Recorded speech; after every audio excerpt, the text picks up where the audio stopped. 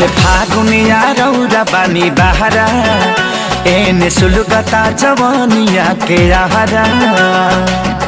ए जी बोली ना, चढ़ल फागुनिया रौरा बानी बहरा एने सुलगता जवानिया के आहरा।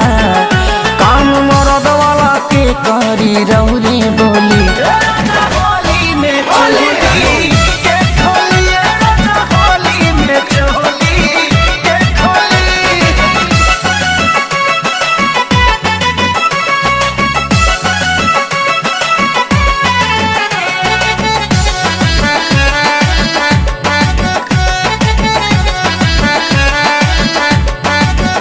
पिछला बेरी नयनी रौरा घरवा रह गईनी ये सैया जी बहरवा।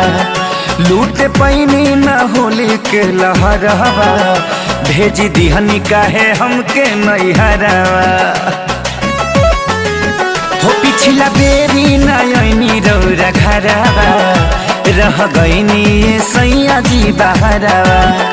लूट पैनी न होली के लहरवा भेज दिहनी काहे हमके नैहरवा।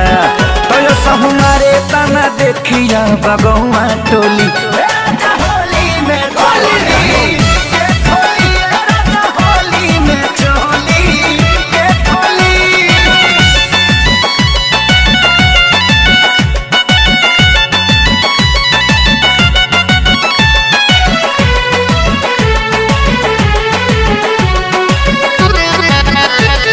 देहाती भी आ गईले राजा लेते बड़े अपना मेहरी से माजा। आंखें सारी आजाद या विवेकवा रोज धरे अपना मौगी के पाजा। सम देहाती भी आ गईले राजा लेते बड़े अपना मेहरी से माजा। आंखें सारी आजाद या विवेकवा रोज धरे अपना मौगी के पाजा। कसैया दर्द के गोदानी रोजे गोली